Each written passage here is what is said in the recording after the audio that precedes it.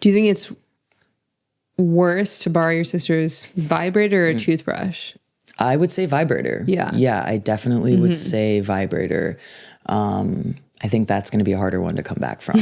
The beautiful thing is we're all human. This all happens. You can do whatever you want. There's consequences, but do whatever you want. People are going to do what they want to do. 100%. Bottom line. The baby's crying and the dog's barking. I'm like, you're bad. Welcome to Two Girls, One Thread. Okay, Kath. I have a question for you. What is a secret you've never told anybody? You love this question. It's my favorite question to ask. It's divisive. It upsets people. It makes some people laugh. Will you keep it between us? Yes. Okay. So you'll tell me later? Oh, okay. I'm actually really excited. Welcome to Two Girls, One Thread. Today, we're talking all about secrets and dark confessions. Kath, we're both Catholic. So we, practicing or otherwise, when we were growing up, we had to go to a little thing called reconciliation. Yes. Right? So we probably are the exact right people to talk about this. I think so. And assess people's secrets and confessions and see if they hold weight. What did you wear to your reconciliation? Do you remember? Such an important moment in a young woman's life. I know. It is an interesting premise, though, to sit across from a priest, confess your sins, and then you leave feeling better, I guess. Sometimes you have to do a couple of prayers, right? Yeah, I think it's kind of sweet. It's kind of sweet. Yeah. Yeah. It is kind of sweet. I mean, my cousin is a priest, famously, and he's only like a couple years older than me. And I mean, just for the jokes, just for the story, I do think it'd be pretty funny to like slide into his booth. Or I wonder if any of like the family has, and pop up, see if he recognizes you even, because you're not supposed to look, right? Isn't there a privacy screen, or is it really like a two-way mirror effect and they can see everything that we're doing, like sweating our asses off? I haven't been in a few years. Wow. Well, let's go tonight. Yeah. Okay. Do you want to start with your first post? Okay, sounds great. We filmed this whole episode from a Catholic church. There's one a few blocks away. Yeah, there you go. Okay, this is from Pettyrevenge. Love it. If I can't have it, then neither can you. Oh. I'm at short-term parking at the airport looking for a space. I see a guy pulling out, so I stop and put on my blinker. He pulls out, but blocks me while he's backing up. Here comes a guy in a shiny red Camaro with a trophy girlfriend in the passenger seat, and he swoops into the space. Oh. I pull up and say, I was waiting for that space. He shrugs and says, sorry. I say, well, if you're sorry, you can leave and give me the space I was clearly waiting for. Right. He rolls up his window and ignores me. So I go off and park elsewhere on the floor. Then I walk back towards his car with my keys in my hand. Yeah. Now at that point, I had never keyed a car before, and his car was really nice, and you have to piss me off worse than that for me to cause property damage. Still, I was going to do something, maybe leave a nasty note. I don't know.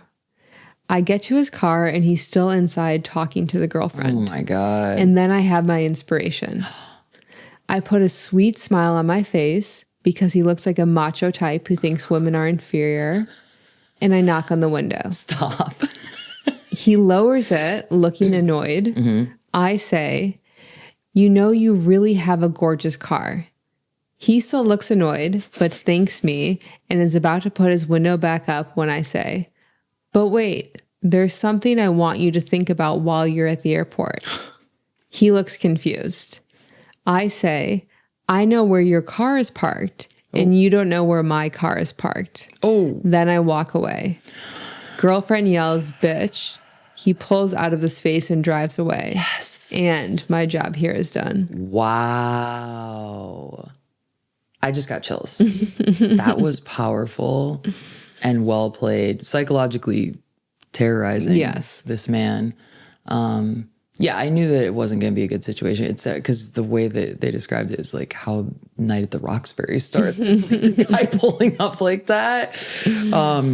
That's pretty funny. I mean, I guess you can definitely torture someone more, you know, get your revenge more by saying something really out of pocket. It doesn't always have to be something like physical or tangible like that, right? Yeah, I thought that was so funny. It's really funny. The top commenter was like, quick thinking. I'd have come up with that line probably after I got home that night. Yeah. And it was definitely pretty quick thinking.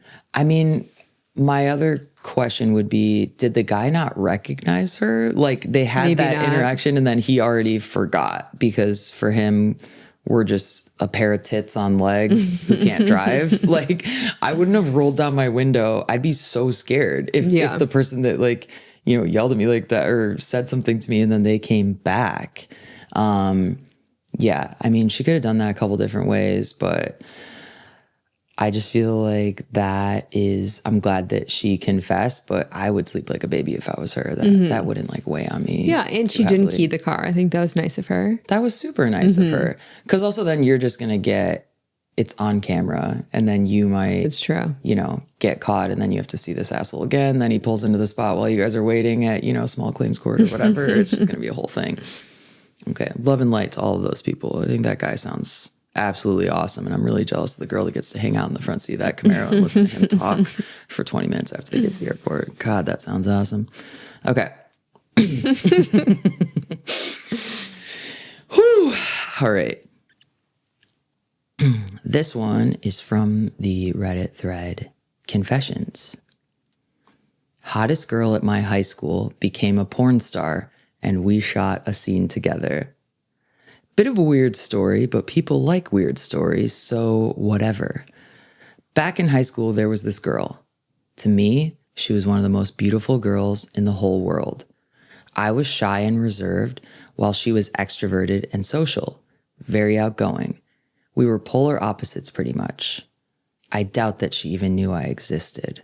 Fast forward to sometime after graduation, and I find out that she started a career in the adult film industry. She was actually a pretty successful performer and made somewhat of a name for herself.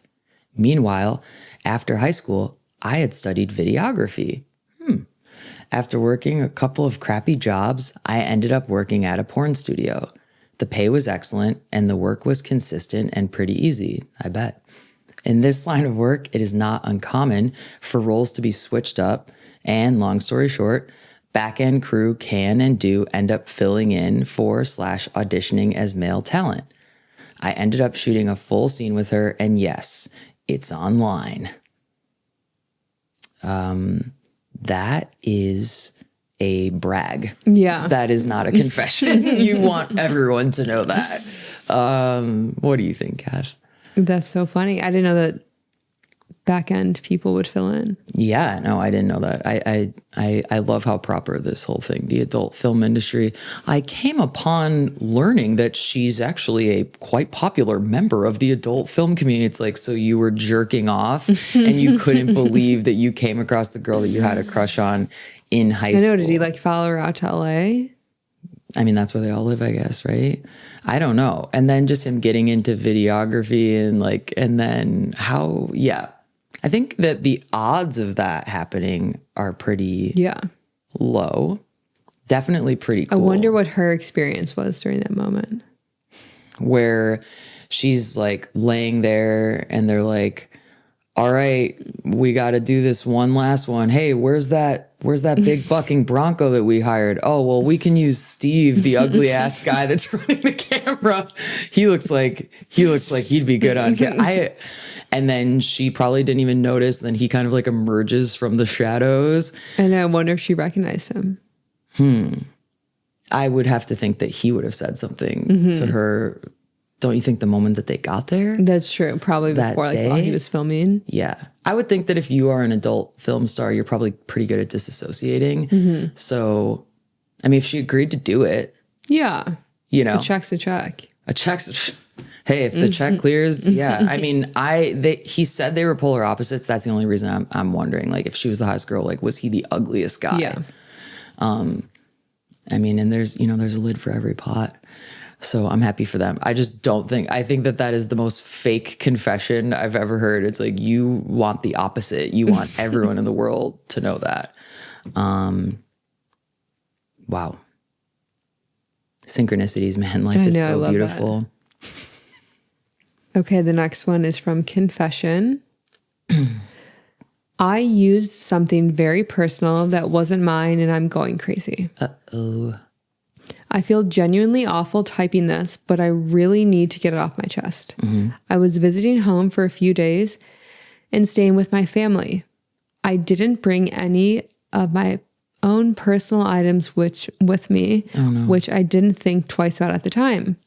Being back in my childhood home put me in a weird mental space, bored, out of routine.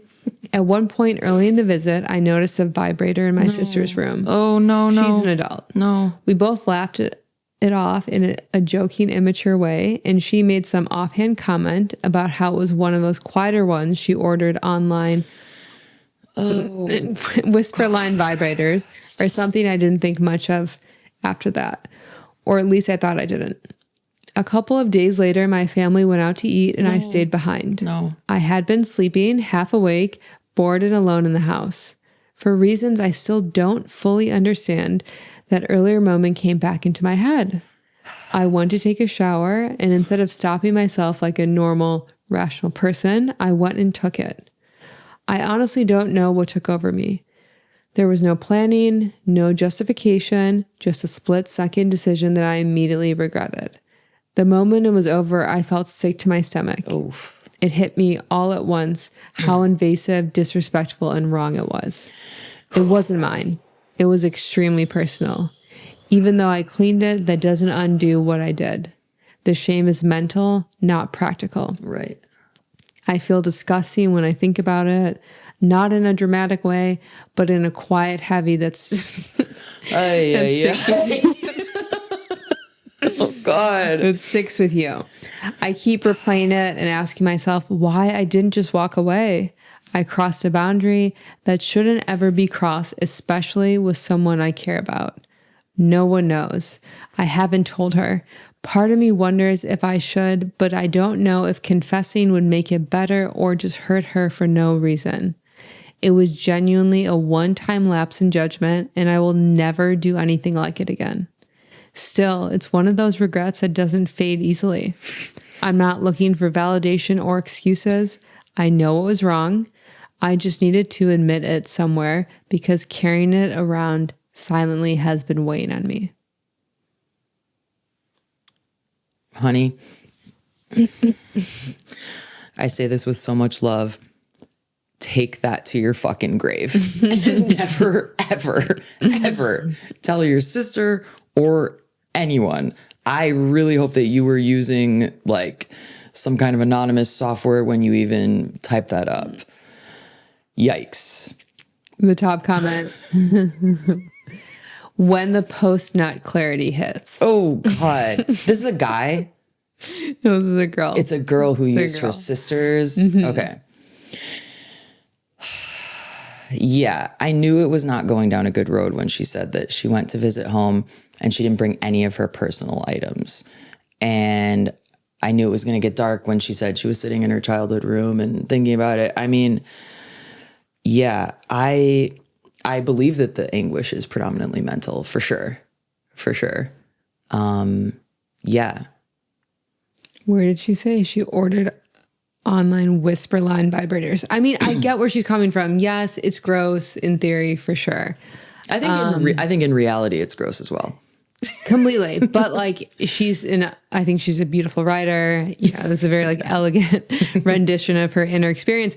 But like if she felt that bad about it, just go buy a new vibrator to replace the one that you use. Okay, that's smart. You know, It seems like it was maybe like a niche online ordering sort of thing. So maybe it wouldn't come in time. But I think that's real. Like you could do that if you could find. So that would be a practical way that she could maybe hopefully somewhat alleviate some of her distress, release and guilt. that guilt. But I think that could be it's something, right? It's true. But is that going to really, because it's more probably the feeling of like, oh my God. I mean, first of all, it's like, obviously I do stand by what I say, take that to the fucking grave. And I get whether it's like people definitely do weirder and crazier shit all the time. Yeah. It's not like not even in a football field distance away of like the worst thing I've ever heard, but it actually, unfortunately, I'm sure a lot of people have done stuff like that. I mean, completely. But I just think I wonder like what kind of, I think the vibrator type matters as well. In terms of that it was so compelling to her that. No, like if it's what, like if you kind of have like more of an external vibrator, I feel like maybe that's a little bit more forgivable.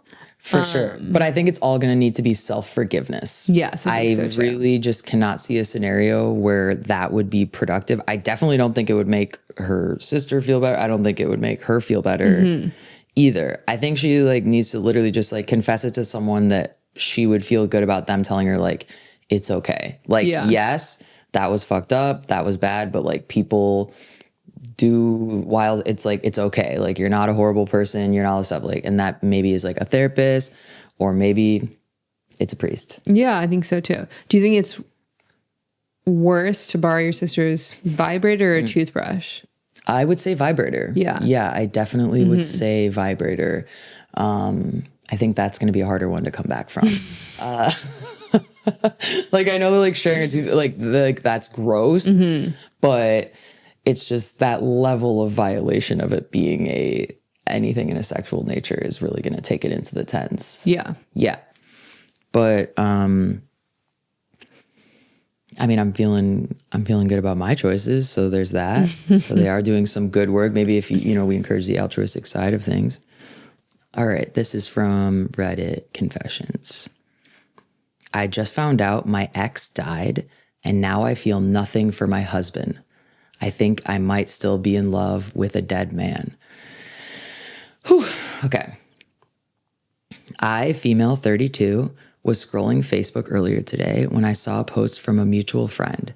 My ex, we were together 6 years, broke up about 4 years ago, passed away suddenly. No details on how, just that he's gone. I stared at the screen for probably 10 minutes before it hit me, and then I just broke. Ugly crying, shaking, the whole thing.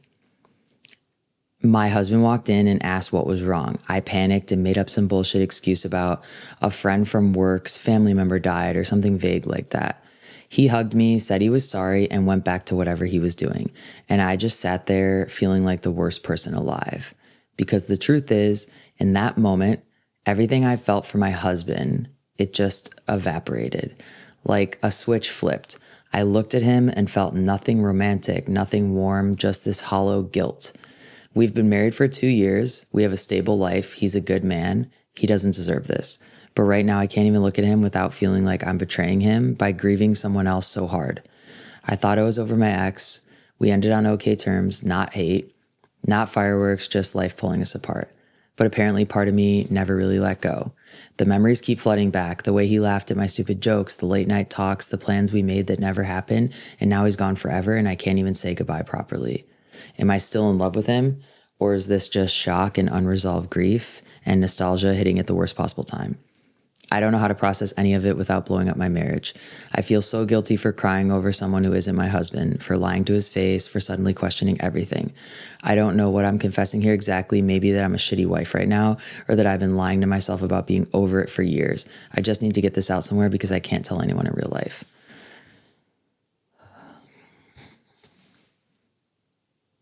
Sad. It is sad. What do you think?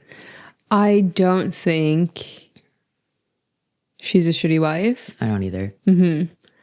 I think we always kind of take for granted that like the people in and around our orbit will always be here. And so when one like ceases to be here, it can be really jarring. Yes. So I think that's almost like what she's experiencing more than anything else. I think that I would also probably keep it to myself a little bit. It seems like it'd be a little bit complex to like have her husband get involved in her own grieving process because realistically they weren't together. So I would probably say keep it to yourself, show yourself some kindness and sympathy in it. And then if you do have that longer term doubts about your current relationship, that's fine. I just don't think it's this moment in time to work that out. Right. Okay. Yeah, I don't think she should keep it to herself. Okay. I think that number one, you just found out, you are like in the most potent throes of grief. When you find out somebody dies, like you said, somebody ceasing to exist, that even if it's somebody that you knew from another chapter of your life that you haven't stayed connected with, et cetera, that is a profound loss. This is someone she was with for 6 years. And then it was only 4 years ago that it ended. I mean, yeah, I'm sure she feels like everything just fell out from under her, and it's so scary and it's so upsetting, and the grief is just like overwhelming her. So number one, you don't need to do anything right now. Like, you know, you don't want to, like, while you're actively in this state, I don't think that's the time to be like, I feel nothing for you. A light switch flipped off. It's like, I don't think that's actually, maybe it is. And if I'm wrong, that's fine. But I don't think that's like what's actually happening.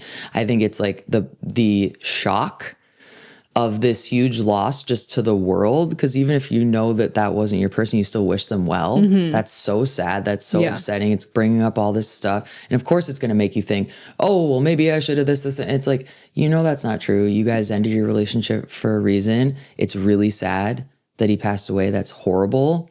It makes a lot of sense why you're that upset. I don't think you have to beat yourself up for having those feelings. I think it would be actually scary to me if you got that news and you like weren't upset. Don't you think? Yeah. I mean, and I think the reality is like we feel, for better or for worse, negative emotions usually more strongly than positive emotions. Right. So now when she's being flooded, like in terms of her nervous system with all of this, like, you know, grief and sadness, that's obviously going to take precedent to the positive or warmer emotions that her husband would bring out in her. So it makes sense that she's slightly dissociated in that moment because of the pain and anguish she's feeling. 100%.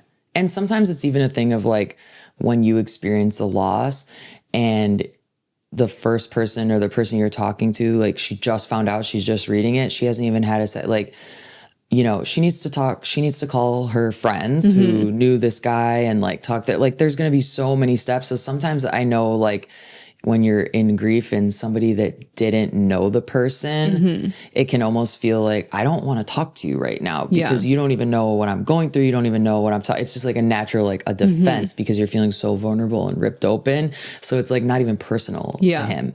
Because if she would have been at work, she probably would have been like, and I realized I should not be a librarian and I don't want to do, you know, like anything that happened. But the one thing that I do think is interesting, which I don't want to put too much weight on, but why did she feel the need to lie right away? I don't think it's bad. I think she was just in shock. Like, it's okay. But I wonder why she felt like this is her husband.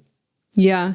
I think sometimes when we're that close to someone and the loss is so intensely personal, it's almost like we want privacy with our grief. That makes sense. Yeah.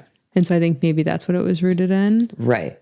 But like you could get, in an ideal world, you could, which we don't live in, famously, you could get privacy from your partner. But I would think that it would be the most helpful in terms of comforting her and soothing her. And she's going to need her husband, her partner, to know what's going on and what is upsetting her. And if this is a man, like if this is a man that you've chosen to marry and that you want to be with and you love him so much, like, why would he not love you through that? And if he didn't, like that, I guess, like if she's like, I didn't tell him because I knew he'd be upset and blow up on me, then that's something to look into after you're not in like active grief. But otherwise, like, I feel like that is bizarre. Like, you should be able to tell your partner anything. They're surely aware that you've had a life and a history and things have happened. And like, I don't know, if I was in the husband's position, all I would feel is like intense empathy and feel so bad. And like, could I do anything to comfort you? It wouldn't be like, oh, I'm not going to comfort you because, this is the guy that you used to fuck. Like,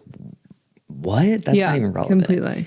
But yeah, I feel bad that she has like, it's so raw though. Like, she's literally like, this just happened and then just posted it. So. Everything. And I don't even think it's necessarily like her still being in love with her ex. I think that like when you are that intimately connected with someone, you inevitably get invested in their own story and rooting for them. And so I think when you hear news like that, why it's so devastating, even if we don't always clock it that way, is because like you are in that moment so fucking sad for them. Yes. Like they had so many dreams. Yeah. They had so many hopes. Their and like suddenly. It's almost like soul recognizing soul in that moment that now it's just snuffed out, and it's it's so heartbreaking. Yeah, I think you're totally right. I think also, you know, we romanticize and different parts of our life, which is like appropriate. So when someone that you love, you know, or cared about in some capacity passes away unexpectedly, your brain is probably going to go to like the really, really good moments. And then it might go to the moments that you regret and feel guilty about of like, wow. Cause basically it just puts everything into focus. When somebody dies, it puts into focus what actually matters. And you're like, wow, I was such a, like, I'm saying, I would feel like that. Oh, wow, I was such a bitch, or I made such a big deal about that. Or I really ragged on him for this, or I really da-da-da. And now here we are, he's dead. None of that fucking mattered. Yeah. You know, and all you can do is like, you can beat yourself up and make yourself feel worse when you already feel horrible. Or you could try to like use that going forward as a reminder. And I'm sure at the end of the day, he would want her to be happy as well. 100%. So, but that's a tough situation. I do think that she should like talk to her husband about what happened and like how, at least let him emotionally support her. yeah. But I wouldn't necessarily get into like, I'm recoiling from you stuff yet. That's what I think. Another one from Confession. Everyone thinks I work super hard at my job, but it's all smoke and mirrors. I don't mean in the sense that I don't have a job. It's just that I don't have to put in any effort at all. I'm a consultant, so the few hours I do actually work are usually spent with answering easy to Google questions, throwing logs at LLMs to copy paste suggestions to clients, and neatly putting all of this into internal docs to make it look like I'm busy. I did work hardish to get to this point, but now it's literally zero effort for insane payout. I make more than 7 times what my SO does as a therapist. I work maybe 4 hours on a busy day, but on most days it's closer to 2. The company is 100% remote, so I spend most of my work time doing household chores and chilling at home. All the clients and colleagues I work with praise my work ethic and the effort I put into my tasks. Every 2 weeks, I have a quick check-in with my boss, and each time I get commended for the good work I do. This week, I've spent more time playing video games than actually working. Wow. I don't even keep this a secret from friends and family, but everyone always assumes I'm exaggerating or oversimplifying my job. I'm not. They hired me because I have a good bit of experience in an abstract part of the field, but my job doesn't actually need me to use deep knowledge. First of all, King, confess where you work and how do I get that job? Because that's insane. Of course, he's a consultant. Yes. I know top comment goes, at this point in your career, you're not being overpaid for the minimal work you're putting in. You're being paid for the years it took to become great at what you do. Wow. There you go. As long as they're patting themselves on the back. I mean, not a moral judgment against this person, but posts like that do kind of make me sick. I know. Because I'm thinking about, the person that's like working behind the register, like minimum wage, sending money back home to their family, working like 3 jobs to try to keep the lights on, support their kids. And this guy's just like, yeah, it's pretty chill. I just kind of do this and they just keep giving me more money, baby. I can't stop them. I keep telling them I don't do shit. And it's like, you don't do shit. So why don't you donate some of that money? Why don't you find a cause? Why don't you something? It's just like, you're literally like, I can't believe how easy this is and how rich I am. And I just get to be a little lazy baby boy. And like, he's just like hoarding those resources. And it's like, of course your boss is tapping you on the head because that's what they do too. It's just a bunch of yahoos sitting in their offices doing nothing and getting paid out their ass. Yeah. Like, welcome to corporate America. Damn. Not a unique experience. Wow. But like, do you feel bad? This confession, like, I mean, you're saying you actually feel bad that you are not working that hard. You really feel bad. So do something about it. Do something. You know what I mean? Like you're trying to get us to be like, it's okay, King. Don't worry about it. Like, just keep doing you. Yeah, just keep sending your wife out there to just toil away at her little therapy job while you're making 7 times her income. Like, what a brag. And this is why, like, you shouldn't waste your money and hire consultants.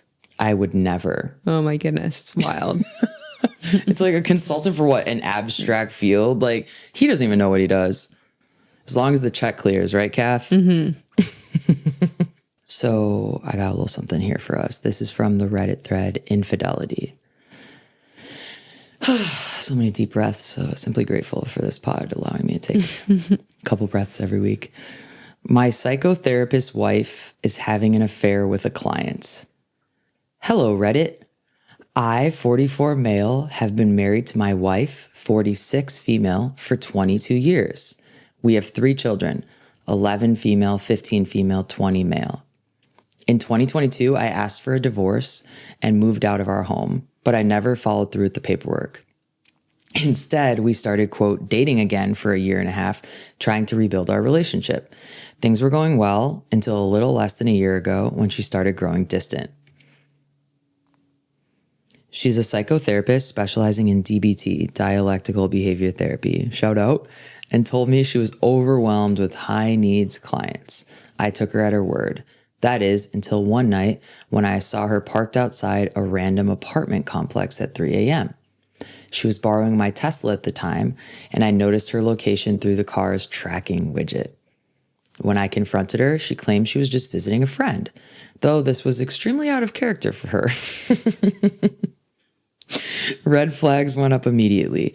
I pressed for details, and she eventually told me it was a new friend from work. They were supposed to meet earlier, but plans got mixed up and they ended up hanging out late. In our marriage, we've always allowed close friendships with the opposite sex, but we never had an open relationship. Still, something felt very off. She was evasive when I asked more questions, but after a week, she finally gave me his name. She admitted the situation looked bad, agreed it was inappropriate, and said she wouldn't see him outside of work anymore. That was in early May 2024. Fast forward a few weeks to early June, and I discovered she'd gone back to his place, staying until 6 a.m. When I confronted her again, she insisted he was just a friend, claiming she had too much to drink and fell asleep on his couch. I challenged her, and instead of giving me real answers, she said she needed space and asked me to leave her alone for a week. I wasn't convinced. During that week, I did some digging and found the guy's Instagram, phone number, and address. I reached out thinking that if he was truly just a friend, he wouldn't want things to be misconstrued. His response? He called me a little bitch and told me to go away. The reaction only confirmed my suspicions, so I decided to visit his apartment to talk face to face. Whoa. When he came downstairs, he got right in my face, repeating the same insults and cursing me out. I kept my cool and calmly explained what was going on with my wife. He refused to answer and eventually called the police. But after getting off the phone, he shoved me to the ground. Assault? I had no interest in escalating things, so I left. I told my wife that I knew something was going on based on his reaction. That's when she finally admitted to a light affair, claiming it wasn't physical, just some innocent meme sharing and fun conversations at 3 a.m. I was devastated, but she insisted I was overreacting and blowing things out of proportion. The aftermath. Over the next couple of months, we continued talking, trying to figure out if our relationship could be saved. We went to music festivals, spent time together, and were frequently intimate. It almost felt like we were rebuilding something. Then, in August, she bought her own Tesla. While I was helping her set up her account, she suddenly went silent when she realized I could see her car's location, just like she could see mine. I told her I had nothing to hide, but she insisted on separate accounts, another red flag. The very next night, I drove to his apartment. Sure enough, her car was parked right outside. I texted both of them, asking her to come out and talk. She refused. Fuck. I went home to wait for her. While I was there, I had a strange feeling and decided to check her room. I'm not proud of this next part, but I found a journal sitting out on her work table. I took it and read it. That's when I discovered the truth. The guy she was seeing wasn't just some random friend. He was one of her DBT clients, a man with BPD, borderline personality disorder. Her journal detailed therapy sessions lasting 4, 5, even 6 hours. She wrote about inappropriate physical contact, kissing, dry humping, and discussions about sexual topics.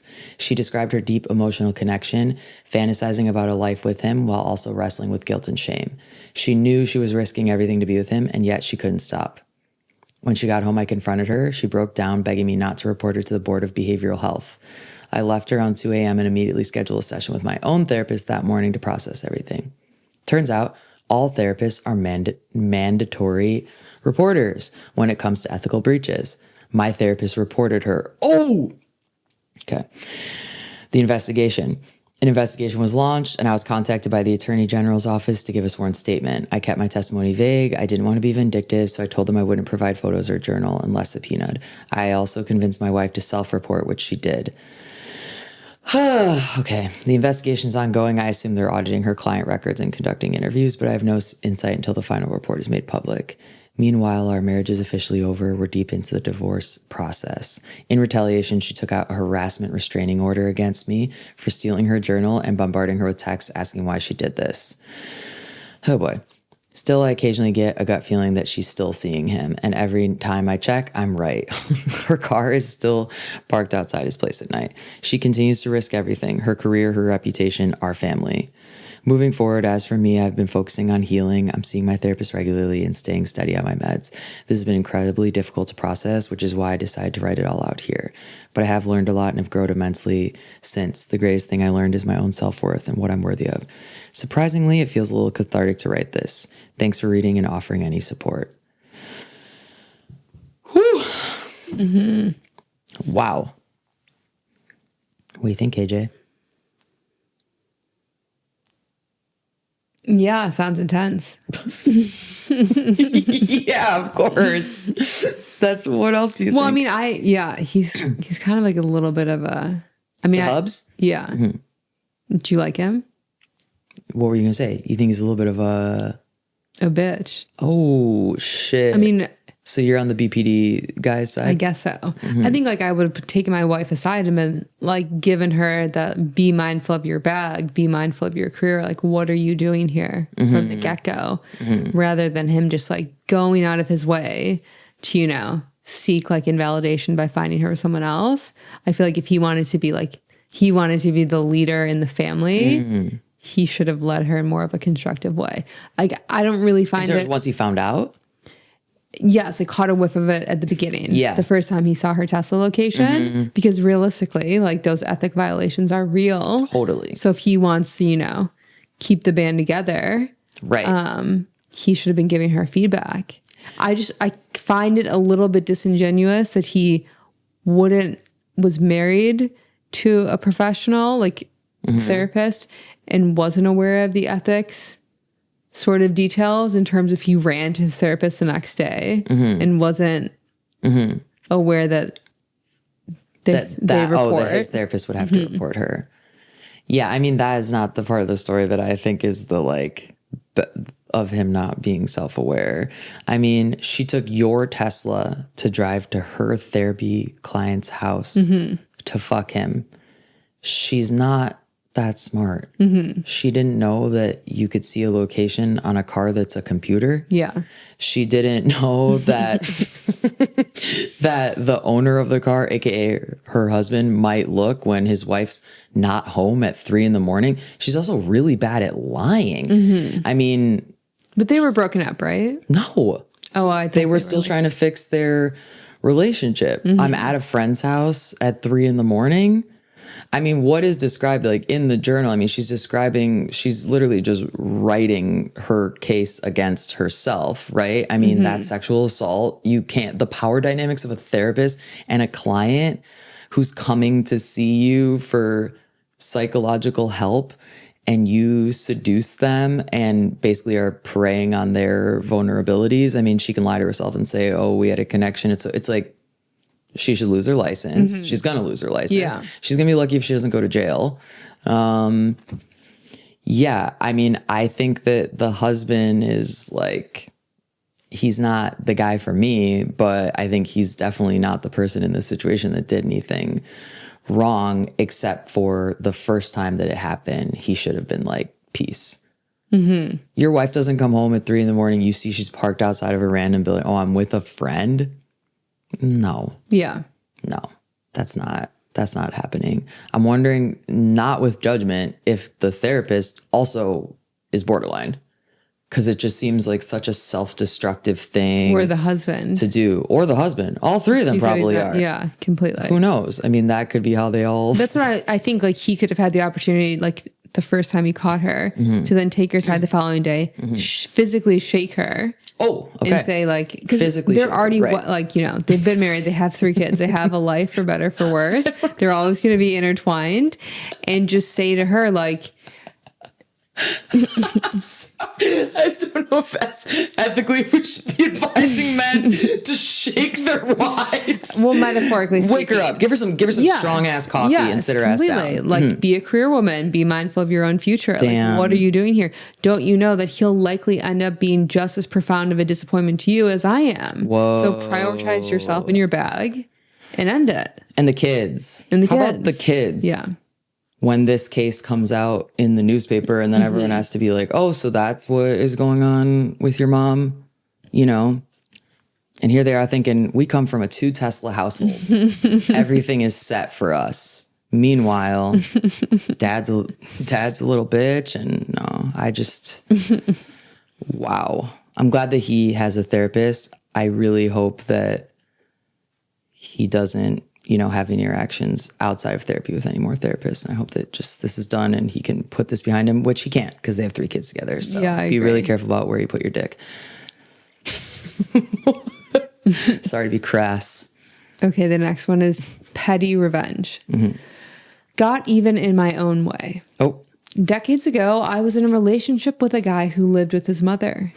Things got a little tangled in my life, and I ended up living with them for about 6 months. This was my first experience living with someone outside my family. I had a really nice set of roasting pans that were my favorite for lasagna or pot roast, etc. And I used them that year to cook Thanksgiving dinner. I had to work that night, so his mother told me she would get things cleaned up. I had no reason to doubt her because the kitchen was always reasonably clean. Got back the next morning. Things are put away in their usual spots. Food safely stored in the fridge, the whole 9 yards. Christmas rolls around. I take my pans off the top of the fridge and out of their sealed bags to find a moldy, congealed mess of nasty turkey leftovers still in my now destroyed pan. What? I moved out over the next couple days, but before I left, I duct taped a potato to the back of the least used drawer in the kitchen. What? Is there more? What the hell is that story? You just read me. What the fuck are you talking? Wait, so the not mother-in-law, whatever, you know, mother-in-law of the girlfriend, the boyfriend, whatever. So she said she used a pod and cleaned it, but she was lying about it, and then just stored it in her own home for months on end so that it could get all moldy and disgusting because presumably she doesn't like the girlfriend. I guess that's what the girlfriend presumed. And so a few weeks later when she was cooking Christmas, she found the moldy pan. Right. But that is not, I mean, I guess it made the girlfriend have to throw away the pan, but it's like, so your big idea of how you're going to get at this young woman that you don't like that's dating your son is you're going to invite roaches and mice into your own home and like make yourself sick? That does not make any sense to me. I gotta say, I'm pretty lost with the potato. I don't really know what that is. I really don't know how taping a potato to the back of the least used drawer in the kitchen is getting even in your own way. But as Irish people, we know potatoes can last a long time. They're incredibly starchy, like a hearty vegetable. I don't even know what would have for it to get to that. I'm glad, like, go off, queen. Go all the way off. I love that you moved out after that. I love that your boundary was violated and you were like, not today, Satan, and you moved out. And I'm glad you're happy about it because that ultimately that is what matters for you. But I'm really lost on how taping a potato is perfect. Am I actually missing something? Is that... I don't know. I don't think she has to feel guilty about it. Yeah, I don't think so either. Because it doesn't really make sense. And I don't think that that's going to be that harmful. Top comment. Did you ever find out what in God's name possessed that woman to seal up an unwashed pan and put it away? That's either another level of evil or insanity. Yeah. She goes, I know she didn't like me. I corrupted her baby boy, but this Oh. did seem over the top. Whoa.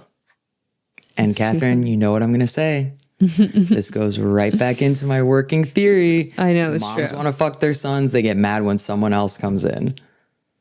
Another one from OP. She was definitely petty about a lot of things. I rearranged his room when I moved in and she didn't like it. So while we were out one day, she tried to move things back and hurt herself in the process. Came back to an utter mess and asked what she was doing. Oh, I thought it looked better the other way. Locks were promptly bought and she was upset when she didn't get a key. We had a slider bolt on the inside too because she was like my current mother-in-law. Either knocked and opened right away or didn't bother knocking. You'd think that if she caught us once in the act, she'd have some caution, but no. So she already got booed up again. She has a new mother-in-law. Wow. But why is she, again, living in a house with the new mother-in-law is what she's describing. How her current mother-in-law doesn't knock or just knocks and then opens I think she needs a place to live. That's true. I mean, I think multi-generational homes can be beautiful. There's no issue with that part. But, you know, it's the potato of it all that really does it for me. Hey, Jew. It's really just the potato of it all. Okay. I got one more for us. Okay, perfect. What the hell will they think of next? I know. I'm like, what would I have taped? I really don't. If you really just wanted it to like smell or cause a problem or something, I mean, they would find, I guess she didn't want them to find it right away. Yeah. Yeah, I don't know. That one's gonna stick with me for a while. I'll say that. A lot of different kinds of people in the world, and I do love that. Okay. This is from the thread confession. Neighbor tried to get my mom fined over our shed. So I got his $40,000 pool filled in. Okay. I live with my mom. She's quiet, keeps to herself, never bothers anybody.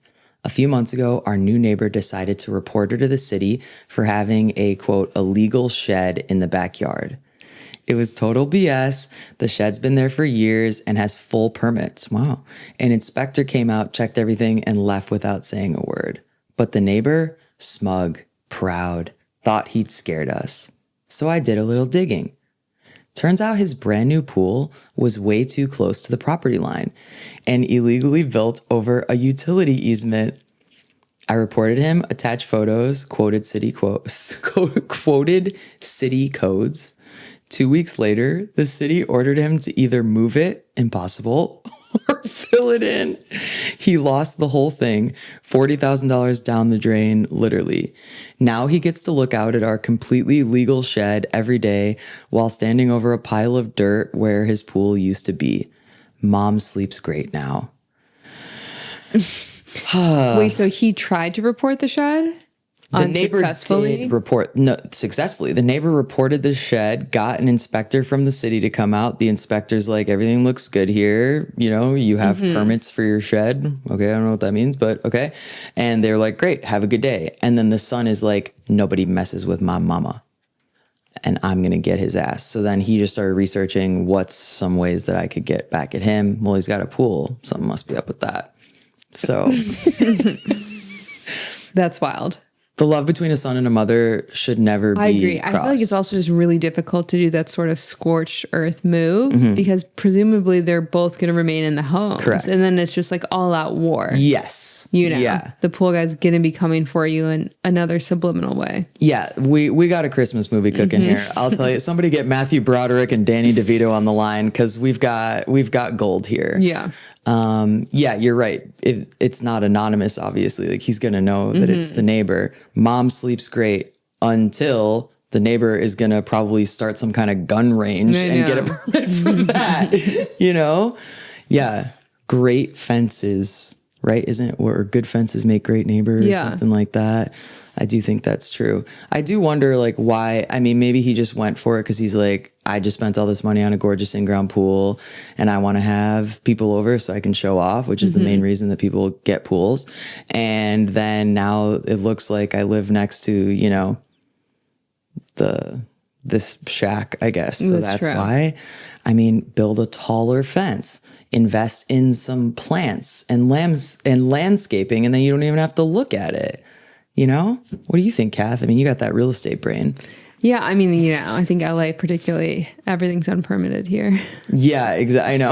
Everything's like a shanty in the backyard. Yeah. I think if you did some digging, probably everything is illegal here. What do they call those now? It's not a shack. It's a ADU. That's right. Yeah. Yeah. That's not a shack. That's our future Airbnb. Okay. That is The income upside. The income upside, which is huge. But once again, we see a son, his love for his mother will prevail all. No in-ground pool will be too deep for him to get it filled with all the love that he holds in his heart for his mother. I mean, even the one before with the pan girl, I don't think the son moved out with Potato Girl. There's no way. Just left her high and dry. No. Damn. It's hard out there. I think that what I learned in this episode is that there is definitely such a thing as an inside thought. And sometimes it's better to just kind of keep it to yourself. You know what I mean? Have a little mystery around yourself, you know? I think that's the